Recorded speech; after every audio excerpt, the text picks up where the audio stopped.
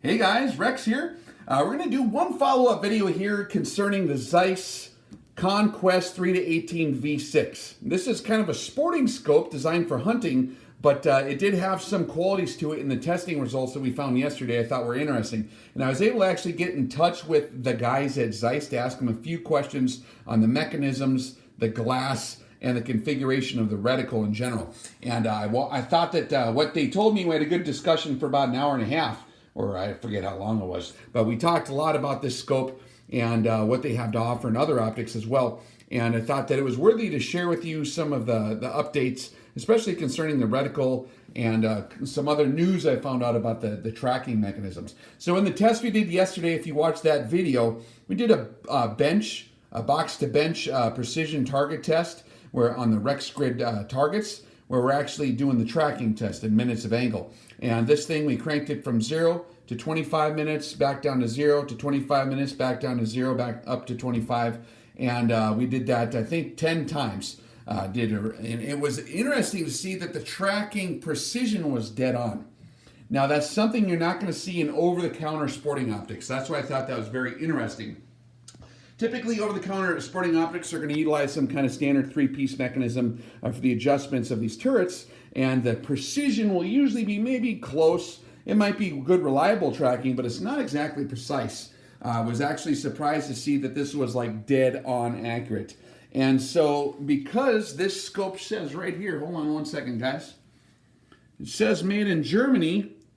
I didn't know if that would, sometimes guys will stamp that on there. Even if it's like just assembled in a certain place, like a lot of stuff made in America, they'll just stamp made in America in there, although it's all like Asian parts, for example. But what I found interesting after I talked to Zeiss is this entire scope is made in the Wetzlar plant in Germany. For those of you who are familiar with our reviews, especially when we talked about high-end Tier 1 tactical scopes out of Germany, like the Schmidt-Benders, the Swarovski, stuff like Kallas, and some of your other stuff like the Hensoldt line, they use the Wetzlar 5-piece mechanisms in the turrets, which is what gives them their tracking precision. There's nothing really you can find in Japan that's going to give you that same performance. As far as I've seen firsthand yet, I've heard of a couple that are supposed to be pretty good. They can jimmy some things around to give you good results. But in terms of having that real good tracking precision that's reliable, that's something that comes out of Wetzlar. That's the one place in the world that kind of had that deal down for a long time. So this entire scope is made there. And so I thought that was pretty interesting. So it really is actually made in Germany, which is cool. I think the Germans do really good on their optics, and their rifle scopes have been good for a long time. The other thing I learned about this optic was that the glass, a lot of times guys will use glass in the scope from certain places that have kind of a good reputation, and then they'll advertise that part, but they might not tell you that maybe other parts of the optic are not utilizing that glass. This scope, actually, according to what I just talked to as Zeiss, is Schott fluoride glass, the high-density apochromatically corrected glass made by Schott. It's the fluoride stuff, and it is from all the way to the back, all the lenses in the middle here, and the erector assembly, and all the stuff in the front. The whole thing is Schott glass, the fluoride glass. And so that's why it has really, really good color rendition. The focus is very, very sharp. And when we talk about color, we're not talking about how the image looks so much, but how all the different wavelengths of light come into the same focal point to you, that real crisp image. And it does have a nice color to it too. But I thought that was pretty interesting feature set that I didn't catch when I read the specifications. So we got the Wetzlar mechanisms and we got the actual Schott glass all throughout the entire scope. The other thing I thought was interesting was at the review I did yesterday, I talked about if you turn it on 14 power, and you have to watch the review to get a picture of the reticle. I'm just on my iPad here. But the subtensions in the reticle, it's a Christmas tree style reticle.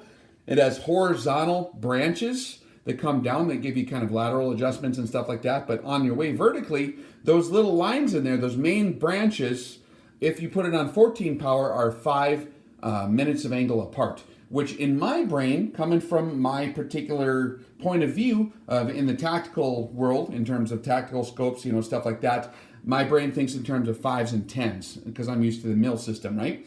So that's kind of where my brain gravitated to go, is to crank it to 14 power because that's where it matched up with those main branches being spaced 5 minutes apart. However, Zeiss did point out to me when I talked to him, if you do crank it up to 18, each hash mark in there is now 2 minutes of angle. So that's what it was actually designed to do, is each hash mark is 2 minutes. So that's something to make note of too.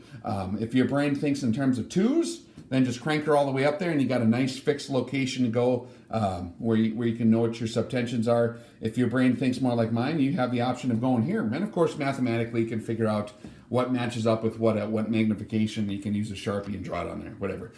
That's a nice thing about not being silly on the math. You can actually do a lot of interesting stuff. Now, this is a second focal plane reticle, guys, and there's some good debate online about like the usefulness of second focal plane versus first focal plane, and that's a whole nother video. But in a nutshell, guys, first focal plane and second focal plane are designed to accomplish different things. It's not that one is superior to the other. They have different applications in mind. For hasty field applications where there's time, pressure, and stress, first focal plane is nice because your subtensions are all going to be spaced with the target uniformly. For most other applications, second focal plane is very desirable because you have a very fine aiming point. If you're not using the subtensions under a pressure environment, you have time to get everything perfect. So this scope is designed with a different set of demands. This is a hunting scope and kind of a shooter scope. And so there's a few different lines I heard that are coming out as well that maybe they'll offer some different refinements in the reticle for different reticle preferences. But I thought I'd share with you those few design parameter details, particularly the tracking mechanisms here and the entire scope being made in the Wetzlar plant, the Schott glass, and the reticle, what it was designed to do. So I hope that was helpful to answer a few questions from you guys.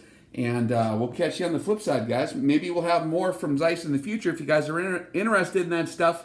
And we'll see what other neat toys they might have lurking about the market.